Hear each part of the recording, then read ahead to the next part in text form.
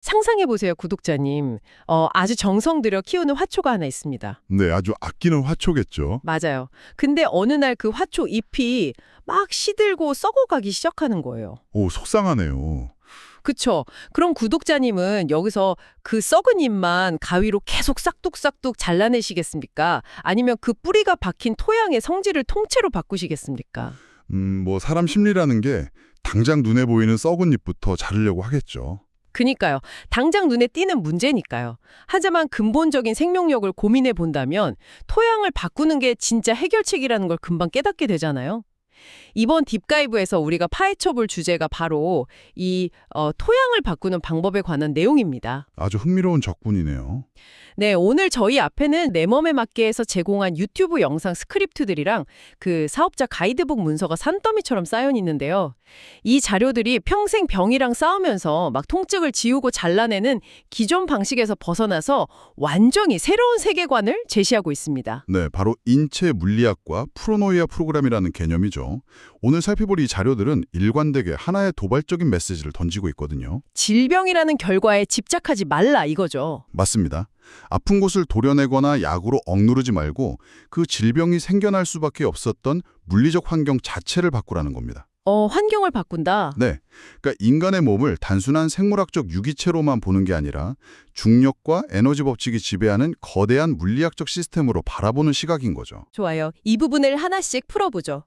토양을 바꾸는 방법을 제대로 이해하려면 먼저 우리가 지금까지 잎사귀만 툭툭 잘라내던 방식, 그러니까 이들이 말하는 증상 치료의 한계부터 명확히 짚어봐야 할 것 같아요. 그렇죠. 이 자료를 보면 아주 직관적인 비유가 등장하는데요. 그 암세포 비유 말씀하시는 거죠? 네, 맞아요. 암세포를 잘라내고 독한 항암제로 태우는 기존 치료 방식이 마치 그 불이 난 것에서 시끄럽게 울리는 경보음만 끄는 행위라는 겁니다. 아, 경보음만 끈다. 반면에 자신들의 인체 물리학은 불씨를 던진 원인 자체를 해결하는 관점이라고 아주 강하게 주장하고 있죠. 여기서 정말 흥미로우면서도 좀 충격적이었던 게 실제 임상 데이터를 막 들이밀잖아요. 그 1965년생 여성 위암 환자분 케이스요. 네, 문건에서 아주 비중 있게 다루는 7개월 여정 기록이죠. 위암에 림프절 전이까지 된 심각한 상황이었는데 수술이나 항암 대신에 인체 운동 에너지 조절이라는 진짜 낯선 방식을 선택했다는 거잖아요. 맞습니다. 암세포 자체를 직접 공격하는 대신에 인체의 십이장부, 심부 온도를 물리적으로 조절했다고 나옵니다. 잠깐만요. 온도를 조절했다고요? 네, 심부 온도를 조절해서 암이 아예 살 수 없는 환경을 만드는 데 집중했다는 거죠. 그 대목 읽으면서 저도 진짜 여러 번 갸우뚱했거든요. 내시경 사진까지 첨부되어 있었잖아요. 3월 3일 첫 기록 보면 막 위 조직이 차갑게 식고 굳어서 그 암세포가 서식하기 좋은 동토의 상태였다고 묘사하더라고요. 꽁꽁 언 땅 같았다는 비유죠. 네, 근데 그 프로노이아 솔루션은인가 뭔가를 단 7회 적용한 후인 3월 12일에는 온도가 상승하면서 점막에 막 생기가 돌기 시작했고 80회를 적용한 4월 30일에는 위암 병변이 거의 보이지 않을 정도로 건강한 세포가 그 자리를 채웠다고 되어 있어요. 정말 놀라운 기록이죠. 아니 이게 사실이면 엄청난 건데 도대체 온도를 높이는 것만으로 어떻게 암세포가 사라진다는 논리인가요? 회사 측 설명에 따르면 여기서 핵심은 암세포를 직접 죽인 게 아니라는 겁니다. 아, 직접 죽인 게 아니다? 네, 위장이 처한 물리적 환경 조건을 바꾼 결과라는 거죠.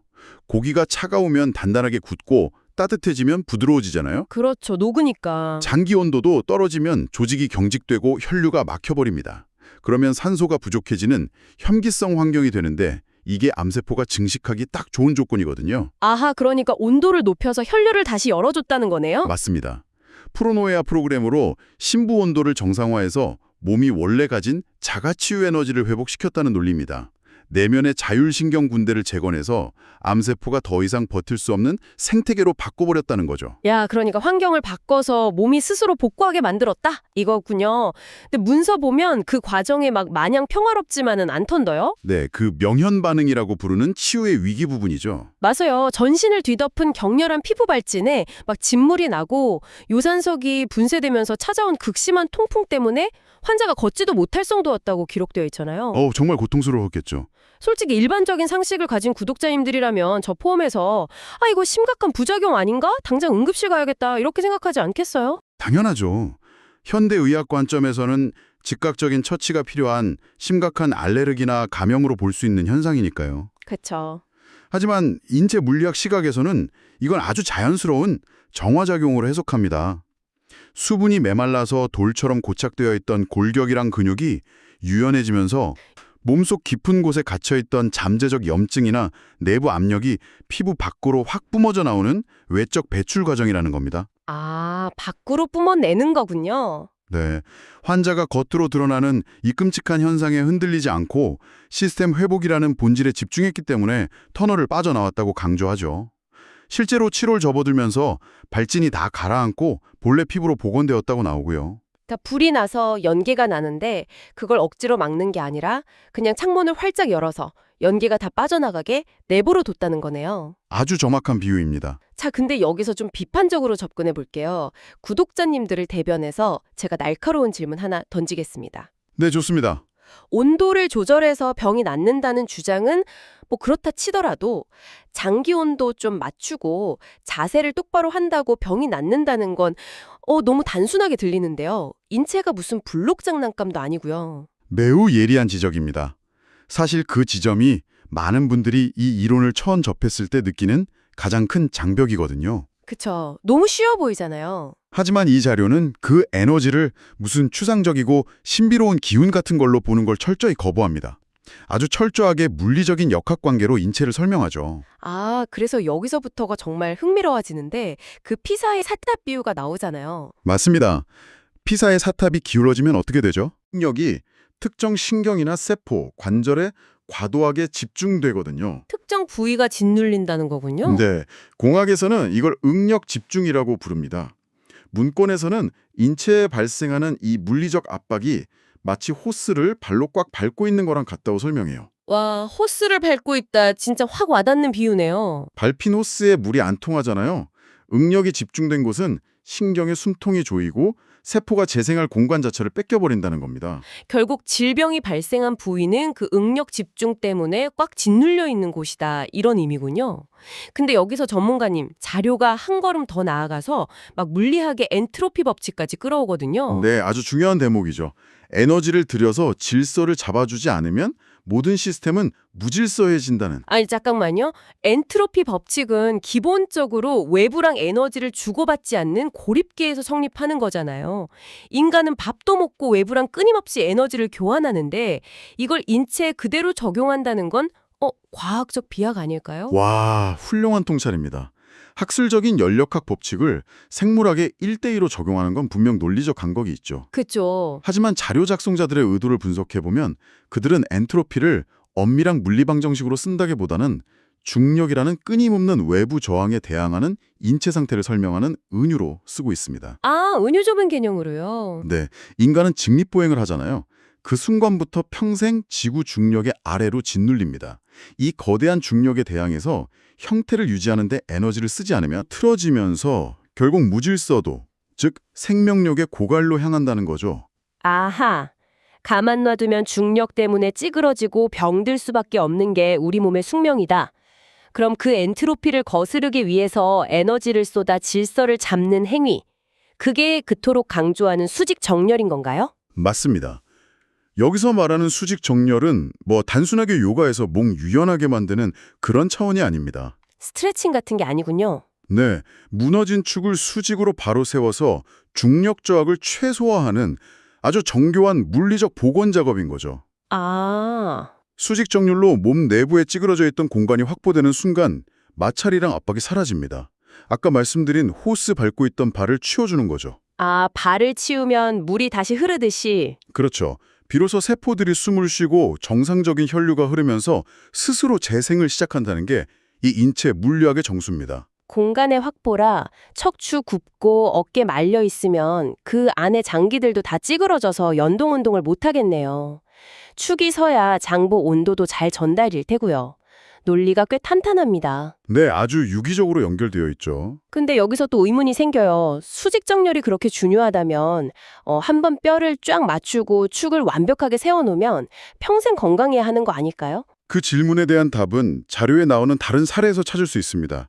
이것을 더 큰 그림과 연결해 본다면 1956년생 구한화사 환자분 사례가 딱 적절하죠. 아, 안면마비 오셨던 분이요? 저도 읽으면서 고개를 막 끄덕였거든요. 네, 자료에 따르면 이분은 안면마비가 오기 딱 1년 전에 지인 권유로 1회 조절을 받았다고 합니다. 네, 한 번 받고 그 수직 정렬을 경험하긴 했는데 당장 크게 아픈 데가 없으니까 이걸 굳이 계속해야 되나 하고 관리를 멈춰버렸다는 거잖아요. 맞습니다. 그리고 정확히 1년 뒤에 결국 얼굴 한쪽이 완전히 마비되고 전신 축이 붕괴된 상태로 다시 찾아오죠. 왜 1년 만에 그렇게 된 걸까요? 이 회사는 그 1년의 방치가 인체 엔트로피가 크게 달해가는 과정이었다고 분석합니다. 1회 조절로 임시로 세우긴 했지만 몸은 수십 년간 틀어진 채 살아온 강력한 물리적 관성이 있거든요. 아, 관성. 고무줄 당겼다 놓으면 원래대로 돌아가는 것처럼요? 정확합니다. 예전에 나쁜 습관으로 돌아가자마자 몸은 무너진 상태로 회귀하려는 본능이 작동한 거죠. 그렇게 잘못된 능력이 1년 동안 쌓이다가 임계점을 딱 넘긴 순간 가장 약한 골이었던 안면신경이 무너져 버렸군요. 네, 붕괴가 온 겁니다. 이거 자동차 정비에 비유하면 구독자님들 이해가 확 되실 것 같아요. 엔진오일 갈고 얼라이먼트 한번 맞췄다고 평생 타는 거 아니잖아요. 계속 타면 다시 틀어지니까요. 맞습니다. 지속적인 힘이 필요하죠. 근데 흥미로운 건 이분이 다시 와서 무려 14회나 집중 조절을 받았다는 거예요. 저는 여기서 좀 모순을 느낀 게 그렇게 기적 같은 효과면 왜 14번이나 반복해야 하죠? 한두 번이면 끝나야 하는 거 아닌가요? 그 부분에 대해 문서는 자율복원 시스템이라는 개념으로 설명합니다. 1회 적용은 몸이 원래 정렬을 기억해내는 그냥 정답 확인 과정일 뿐이라는 거죠. 아, 그냥 맛보기 같은 거네요. 네, 수십 년 고착된 물리적 관성을 깨고 새로운 형태를 유지하려면 지속적인 에너지가 들어가야 합니다. 14회의 집중 조절은 물리적 레일, 즉 신체 구조 자체를 아예 새롭게 재건해서 몸에 각인시키는 과정이었다는 거죠. 용수철 형태를 아예 새롭게 성형해버렸다 이런 뜻이네요. 근데 진짜 놀라운 역설은 그 14회 이후에 일어나잖아요? 네, 문건에 따르면 진정한 변화는 그 이후 4개월 동안 환자가 아무런 조절도 받지 않고 그냥 방치된 상태에서 일어났다고 주장합니다. 아무것도 안 했는데요? 네, 4개월 뒤 다시 왔을 때 얼굴 대칭이랑 전신 수직 정렬이 14회 직후보다 훨씬 더 완벽해져 있었다는 겁니다. 아니, 외부 개입이 아예 없었는데 몸이 스스로 더 좋아졌다고요? 이건 또 어떻게 설명합니까? 이들은 이게 바로 신체 내부의 환경과 공간이 주어졌기 때문이라고 봅니다. 물리적 압박이 사라지니까 그 4개월 동안 인체가 스스로 자율 복원 시스템을 가동해서 끊임없이 세포를 재생해냈다는 거죠. 와, 최적의 환경만 만들어주면 내 몸에 알아서 고친다 이거군요. 자, 여기까지 들어보면 이 인체 물리학의 패러다임 철학은 확실히 알겠습니다. 네, 명확하죠. 그렇다면 이 모든 기적 같은 일들을 현실에서 내 몸에 어떻게 적용하는가?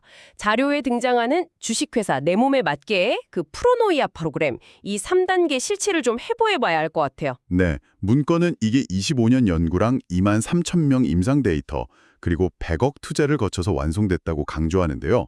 흥미롭게도 1단계가 개인의 생년월일을 분석하는 데서 출발합니다. 솔직히 저 여기서 진짜 당황했어요. 아니, 구독자님들도 황당하실 텐데 지금까지 계속 막 엔트로피 물리학 얘기하다가 갑자기 생년월일이요? 우주 60년 주기로 12장부 온도를 분석한다는데 이거 무슨 사주팔자 아닌가요? 네, 현대 과학적 관점에서는 수용하기 힘든 도약이 좀 있죠. 그쵸, 너무 튀잖아요. 하지만 이들의 세계관을 따라가 보면 태어난 시점의 우주적 물리적 환경, 그러니까 계절이나 온도 같은 것들이 태아의 장기 발달에 초기 설정 값을 부여한다고 가정하는 겁니다. 아, 디폴트 값을 세팅한다. 네, 사람마다 선천적으로 위가 차갑거나 간에 열이 많은 등 고유한 온도 분포가 있는데 이걸 데이터베이스화해서 취약한 고리를 찾는 통계 지표로 쓰는 거죠. 자기들만의 독자적인 에너지 통계학이라는 주장이군요. 알겠습니다. 그럼 그렇게 초기 설정 값을 파악한 뒤에 2단계는 구체적으로 뭘 하는 건가요? 맞춤형 지정 솔루션을 적용합니다. 뼈를 강제로 맞추는 게 아니라 파동과 파장의 원리를 쓴다고 나와 있어요. 파장이요? 네, 보이지 않는 에너지 주파수를 체내 깊숙이 전달해서 근육 장력을 풀고 심부 온도를 끌어올려 물리적 환경 변화를 유도한다는 방식입니다. 아하, 에너지로 긴장을 푼다. 그리고 3단계가 즉각적인 검증이죠? 맞습니다. 장력 테스트랑 가동 범위 확인을 통해서 솔루션 전후 효과를 그 자리에서 바로 보여줍니다. 그냥 뭐 기분 좋아지셨죠? 이게 아니라 근육이 중력을 버티는 힘이나 유연성이 어떻게 변했는지 데이터를 바로 증명한다는 거잖아요. 자신감 있네요. 자, 그럼 이게 다 무슨 의미일까요? 아주 중요한 철학적 전환을 의미하죠. 네, 자료 후반부에 질병을 대하는 태도의 전환이 나오는데 질병에 대한 불안과 공포를 파라노이아, 즉 편집증으로 정의하더라고요. 내 몸이 언제 나를 배신할지 모른다는 두려움이요. 반면에 이들이 제시하는 건 프로노이아입니다. 우주와 내 몸 시스템이 나를 지키고 있다는 강한 신뢰죠. 내 몸의 환경만 잘 만들어주면 인체는 절대 나를 공격하지 않는다. 이 철학이 진저와 뇌미의 건강 주권을 회복한다는 거잖아요. 여운이 참 큽니다. 맞습니다. 건강의 통제권을 내 스스로 쥐는 거죠. 근데요, 전문가님. 이쯤에서 제가 중요한 질문 하나 던져볼게요.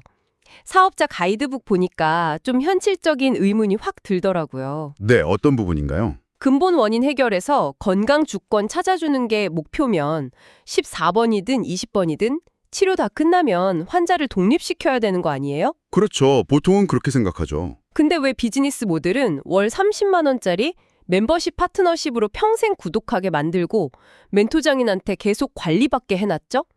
이거 병원 안 가려고 시작했다가 결국 이 회사에 평생 종속되는 거 아닙니까? 아주 현실적이고 날카로운 지적이네요. 근데 가이드북을 보면 이 회사는 그 구독 모델의 당위성도 결국 중력과 엔트로피에서 찾습니다. 또 중력이요? 네, 지구에서는 한 중력은 1초도 쉬지 않고 우리 몸을 짓누르잖아요.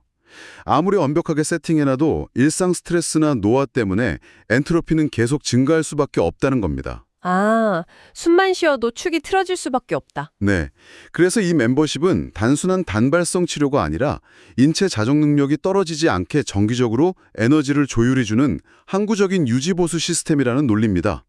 영원한 무병장수를 위한 필수 비즈니스 구조라는 거죠. 와, 결국 하나로 귀결되네요.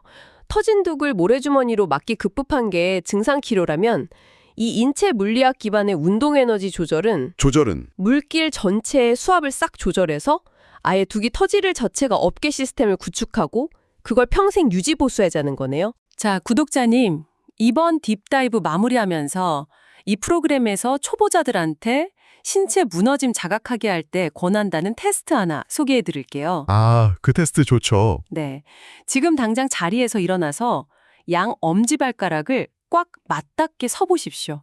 발을 완전히 모은 아주 극한의 지지 조건입니다. 중심축이 흔들림 없이 수직으로 똑바로 서 있나요? 아니면 자신도 모르게 위태롭게 쏠리나요? 만약 몸이 심하게 흔들리거나 어딘가 통증이 느껴진다면 중력을 버티는 물리적 축이 무너져서 응력이 집중되고 있다는 명백한 증거일 수 있습니다. 내 몸 상태를 직시하는 첫걸음이 될 수 있겠네요. 오늘 이야기 끝에서 마지막으로 이런 질문을 던지고 싶어요. 만약 우리 인체가 완벽한 환경만 주어지면 스스로 노화를 역행하고 세포를 재생하는 청사진을 처음부터 갖고 태어났다면 우리가 자연스러운 노화나 어쩔 수 없는 유전병이라고 체념하는 것 중에 진짜 피할 수 없는 건 과연 몇 개나 될까요? 하긴, 많은 걸 다시 생각해 보게 되네요. 어쩌면 우리는 아주 오랫동안 엉뚱한 전장에서 길 잃은 전쟁을 해왔던 건 아닐까요? 처음에 말씀드린 그 썩어가는 화초 잎사귀 다시 떠올려 보시기 바랍니다. 이제는 가위를 내려놓고 흙을 만져야 할 시간일지도 모릅니다. 이번 딥다이브는 여기까지입니다. 끝까지 함께해 주신 구독자님 감사합니다.